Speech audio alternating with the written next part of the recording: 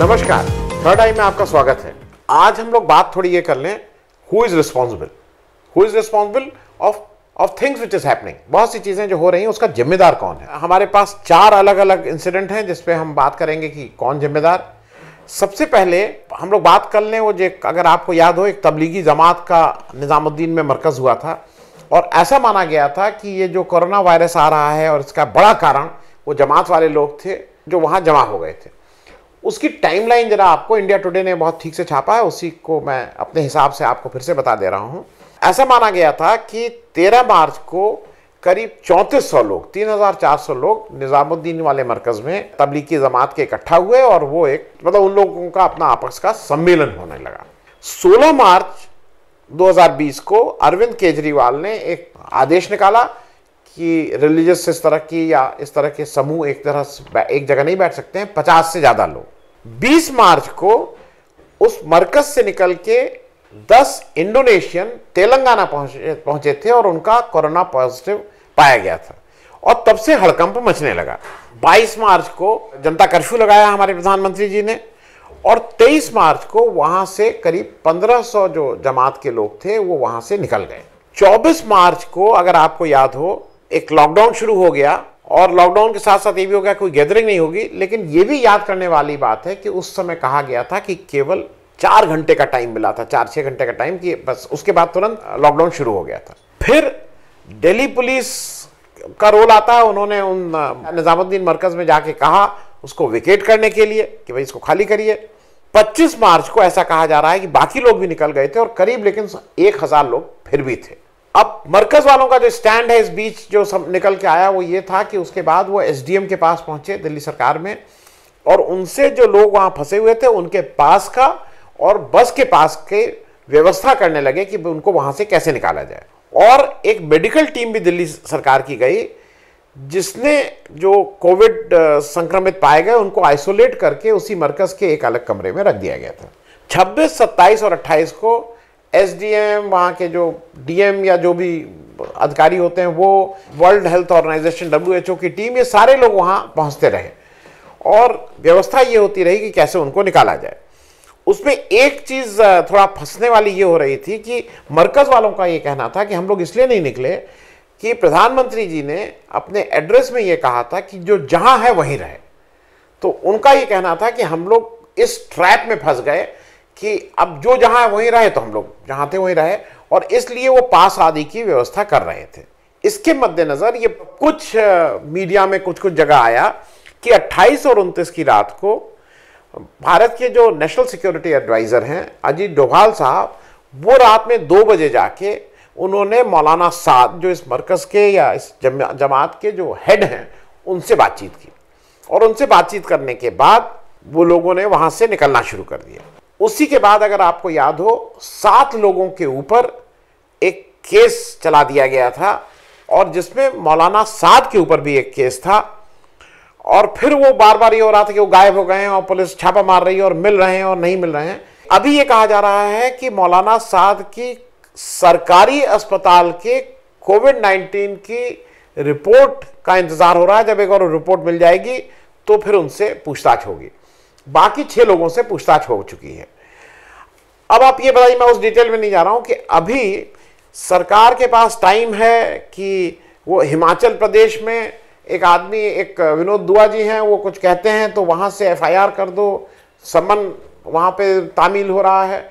सिद्धार्थ वरदराजन जी wire के, उनका फैजाबाद में एक समन तामील हो रहा है और बहुत से जर्नलिस्ट इस बीच पकड़े भी गए हैं।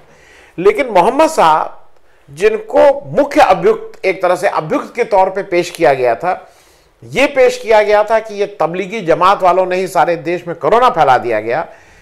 मतलब ये किसी की समझ में नहीं आता है भाई, ये किसी भी इंसान को कोरोना हो सकता है और वो चाहे मंदिर जाए और वो चाहे शमशान जाए, कोरोना तो कहीं भी हो सकता है। लेकिन अगर कोरोना हो जा रहा है तो उसको हम लोगों ने तो खास करके जमात वालों को इस तरह से पेश किया कि यही लोग हैं और यही वो गब्बर सिंह हैं और यही लोग विलेन हैं जिन्होंने ये किया। और उसके जो मुख्य वो थे मौलाना साद को कुछ नहीं छुआ गया। तो ऐसा मानना है कि कहीं ना कहीं कुछ ना कुछ मिलीभगत थी। अब ये बताइए कि अगर मौलाना साद आज तक नहीं पकड़े गए हैं तो उसके लिए जिम्मेदार कौन है? क्या चीफ मिनिस्टर दिल्ली के, क्या होम मिनिस्टर, क्योंकि दिल्ली पुलिस सीधे सीधे गृह मंत्रालय के उसमें आती है, या पुलिस कमिश्नर या लेफ्टिनेंट गवर्नर, कोई ना कोई तो जिम्मेदार माना जाएगा। तो ये आज तक नहीं पता लगा है कि इसके लिए जिम्मेदार कौन। जिम्मेदार कौन, नंबर 2 की स्टोरी। जिम्मेदार नंबर 2 की स्टोरी यह है कि अरविंद केजरीवाल साहब जो चीफ मिनिस्टर हैं दिल्ली में, उन्होंने अभी 2-4 दिन पहले प्रेस कॉन्फ्रेंस करके ये कह दिया कि जुलाई अंतिम सप्ताह तक हमारे यहाँ करीब 5 लाख कोरोना के केसेस हो जाएंगे और हमारे पास वो व्यवस्था नहीं है, वो इंफ्रास्ट्रक्चर नहीं है कि हम उनका ट्रीटमेंट कर पाएं। अब आप ये बताइए, ये सारे लोग दिल्ली में बैठे हैं, दिल्ली में जहां बिना पोर्टफोलियो के मुख्यमंत्री केजरीवाल हैं, जहां पे deputy chief minister Manish Sisodia बाकी कार्य देखभाल कर रहे हैं, जहां पे हेल्थ मिनिस्टर हैं, जहां पे प्राइम मिनिस्टर हैं, जहां पे लेफ्टिनेंट गवर्नर हैं, जहां पे प्रेसिडेंट हैं, जहां पे स्पीकर हैं, जहां पे चीफ जस्टिस ऑफ इंडिया हैं, जहां पे चीफ जस्टिस दिल्ली के हैं। इतने लोगों के रहने के बाद भी अगर दिल्ली की हालत है कि लोगों को एक अस्पताल से दूसरे अस्पताल मारे मारे फिरना पड़ रहा है, उनका एडमिशन नहीं हो पा रहा है, तो कौन जिम्मेदार है? ये बात कहना कि वो स्टेट का मैटर है, वो सेंटर का मैटर है, इससे एक आम नागरिक को क्या फर्क पड़ता है? और ये तो पहले नहीं पता था ना कि ये स्टेट का है, ये उसका है। तो भाई अगर आप पहले बताए होते तो कौन सी अच्छी स्टेट है, कौन सी बुरी स्टेट है, मैं उस स्टेट के हिसाब से अपने को इधर उधर चला जाता। आप वो भी नहीं बता रहे हैं, एक दूसरी स्टेट्स लड़ रही हैं। भाई मैं तो भारत का नागरिक हूं, मुझे स्टेट से क्या लेना देना? और ये मैं एक रेफरेंस के साथ इसलिए बोल रहा हूं कि मैं अब आपको बताऊंगा कि हम लोगों की मतलब दुनिया में क्या कोरोना वायरस की स्थिति है और हमारे यहां क्या स्थिति है। दुनिया में अभी तक करीब 80 लाख लोग संक्रमित हो चुके हैं और उसमें से 4,35,000 लोगों की मृत्यु हो गई है। हिंदुस्तान में ये फिगर है, संक्रमित जो अभी तक हुए हैं 3,32,783, और इस नंबर के साथ हम दुनिया के चौथे सबसे बड़े देश हैं जिनके यहाँ इतने लोग संक्रमित हैं। हमारे यहाँ कल जो इन्फेक्शन हुआ संडे 14 जून को, वो 11,157 था, पीक से थोड़ा कम। डेथ जो कल हुई वो 321 हुई और हमारे यहाँ अभी तक टोटल डेथ 9,523 हो चुकी हैं। तो दुनिया में सबसे ज़्यादा मृत्यु होने वाली नंबर्स के टर्म्स में हम दुनिया के 9वें देश हैं जहाँ पे 9,523 लोगों की जान जा चुकी है। एक आपने अभी देखा होगा कि एक रोज पेपर में निकल रहा कि रिकवरी रेट हम लोगों का बहुत अच्छा है। मेरे हिसाब से दुनिया में रिकवरी रेट एक ही है, वो कोई बहुत फर्क नहीं है। जो अभी की फिगर है उसके हिसाब से 80 लाख में से दुनिया में 41,29,000 लोग रिकवर हो चुके हैं, जो करीब 51.61% आता है। और हिंदुस्तान में जो रिकवरी है वो 3,32,000 लोगों में 1,69,000 लोग रिकवर कर चुके हैं, जो 50.90 आता है। थोड़ा सा उससे कम, मतलब फ्रैक्शन में कम, लेकिन करीब करीब वही। तो कोई ऐसा ये बार बार बताना कि नहीं हमारे यहाँ रिकवरी रेट बहुत अच्छा है, ये कोई गलत फहमी फैलाने वाली बात है। सही स्थिति यह है कि जैसा दुनिया का रिकवरी रेट है वैसा हमारा भी है। हमारे यहाँ एक्टिव केसेस आज की तारीख में 1,53,512 एक्टिव केसेस के हिसाब से भी दुनिया के हम चौथे सबसे बड़े देश हैं। जो अब मैं फिगर अब आपसे शेयर कर रहा हूं वहां थोड़ा मतलब मेरे हिसाब से वो सीरियस मामला है।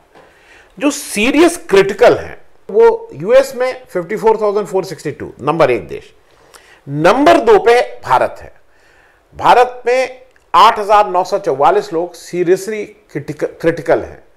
ब्राजील में 8,318 है, वो 3 नंबर पे है। तो आज हम लोगों के यहाँ जो सीरियसली इल हैं, क्रिटिकल हैं, वो दुनिया के दूसरे बड़े देश में हम हैं। अब यहां पे भी जिम्मेदार कौन है, ये आप बताइए कि मतलब ये कहीं ना कहीं तो भाई पता होना चाहिए ना कि कौन जिम्मेदार है, चीफ मिनिस्टर की, होम मिनिस्टर की, प्राइम मिनिस्टर की, प्रेसिडेंट की, कौन। अब जरा आज आ रहे हैं तीसरे उस पे, और तीसरे उस पे हम इसलिए एक आपको बता दें कि एक मिसाल बने थे हिंदुस्तान के दूसरे प्रधानमंत्री लाल बहादुर शास्त्री, जब एक किसी ट्रेन एक्सीडेंट में, वो रेल मंत्री थे, उन्होंने अपना इस्तीफा दे दिया था। अब सोचिए उस ट्रेन चलाने से उस रेल मंत्री का क्या लेना देना था, लेकिन नैतिक जिम्मेदारी मानते हुए उन्होंने, क्योंकि उनके विभाग का मामला था, उन्होंने इस्तीफा दे दिया था। अब दूसरे उन्हीं के नाती सिद्धार्थ नाथ सिंह जो इस समय उत्तर प्रदेश सरकार में मंत्री हैं, उनके जो प्रतिनिधि हैं, आजकल एक नया टर्म चल गया प्रतिनिधि, हालांकि इस पर मैंने एक एपिसोड किया है, वो एपिसोड अगर आपको वक्त लगे तो वो भी देख लीजिएगा, जिसमें मेरे हिसाब से जो जनप्रतिनिधि और ये सब है, ये बिल्कुल गैर कानूनी बात है। जनप्रतिनिधि जैसा कोई पद ही नहीं है। लेकिन लोग इसको मानते हैं। अब सिद्धार्थनाथ सिंह जी के जो जनप्रतिनिधि, अब वो कहा जाता थे या हैं, उनका नाम है चंद्रमा यादव जी। चंद्रमा यादव जी जो हैं वो पंचमलाल आश्रम उच्चतर माध्यमिक विद्यालय चलाते हैं, और ये जो इनका स्कूल है वो बहुत से प्रतियोगी परीक्षाओं का सेंटर रहा है। एसटीएफ ने, special task force Uttar Pradesh police ने 2019 में उनको पकड़ा था, और उनको ये माना गया था कि उनके स्कूल में सबसे ज़्यादा पेपर आउट होते हैं, पेपर लीक होती है और नकल होती है। जो अभी शिक्षक घोटाला हुआ है, 69,000 शिक्षकों की भर्ती का जो घोटाला या फर्जीवाड़ा है, उसमें 2-3 लोग हैं, लेकिन इसमें ये मुख्य आरोपित मोस्ट वांटेड की कैटेगरी में आ गए हैं चंद्रमा यादव जी।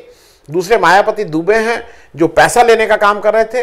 चंद्रमा यादव जी पेपर आउट करना और नकल कराने की जिम्मेदारी इनके पास थी।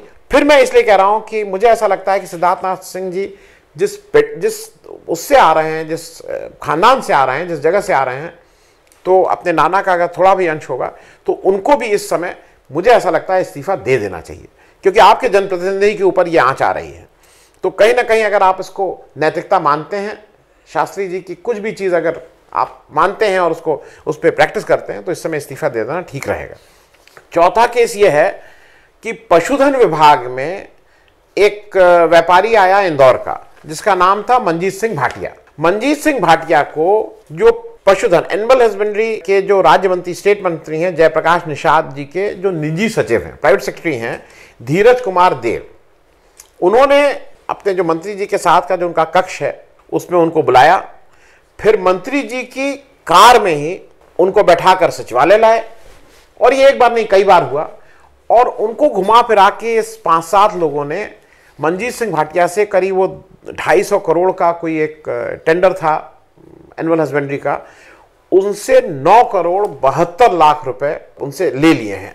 अब फर्जी ढंग से ही कहा जाएगा, क्योंकि घूस को तो फर्जी ही माना जाता है ना, अभी तक ये लीगलाइज नहीं हुआ है देश में। 7 लोगों के साथ यूपी एसटीएफ ने इनको कल पकड़ा है। सारे प्रमुख पेपरों में ये प्रमुख खबर है। अब आप ये बताइए कि अगर ये मंत्री की गाड़ी यूज़ कर रहे हैं, मंत्री के बगल के, मतलब मंत्री के जो कमरे के साथ में निजी सचिव के कमरे में ये सब डीलिंग हो रही है, तो आपको क्या नहीं लगता है कि मंत्री जी को नैतिकता की पुकार पे इसकी जिम्मेदारी ले लेते हुए कम से कम जब तक चीज़ें सब क्लियर ना हो जाए, उनका नाम ना क्लियर हो जाए, इस्तीफा दे देना चाहिए? मैं ये प्रश्न इसलिए कर रहा हूं क्योंकि अब लोग कोई जिम्मेदारी नहीं मानता है। क्या हो रहा है क्या नहीं हो रहा है इसकी जिम्मेदारी किसी की नहीं है, और शायद लोग ये मानते हैं कि आपने मुझे चुना था तो जिम्मेदार आप हैं। तो अब हम और आप तो जिम्मेदार हैं ही, तभी शायद हम लोगों को इस तरह की चीज़ें देखनी पड़ रही कि जहाँ पे मंत्री जी के ऑफिस में बैठ के, मंत्री जी की गाड़ी में बैठ के ये सब चीज़ें होती हैं, अननोटिस चली जाती हैं। अभी कोई ये प्रश्न भी पूछने वाला नहीं है कि क्या चीफ मिनिस्टर इस पर कुछ एक्शन लेंगे, कौन पूछे। कल हम फिर से अपना आपके साथ लाइव में आएंगे, किसी एक गेस्ट को साथ लाने की कोशिश कर रहे हैं, उस समय बाकी बातें होंगी। तब तक के लिए धन्यवाद। तो हमारा ये कार्यक्रम अच्छा लगा तो कृपया सब्सक्राइब करें और साथ में वो छोटी घंटी भी दबा दें, जिससे आपको जब भी कोई नया वीडियो, नया एपिसोड अपलोड हो तो आपको उसकी सूचना मिल जाए। धन्यवाद।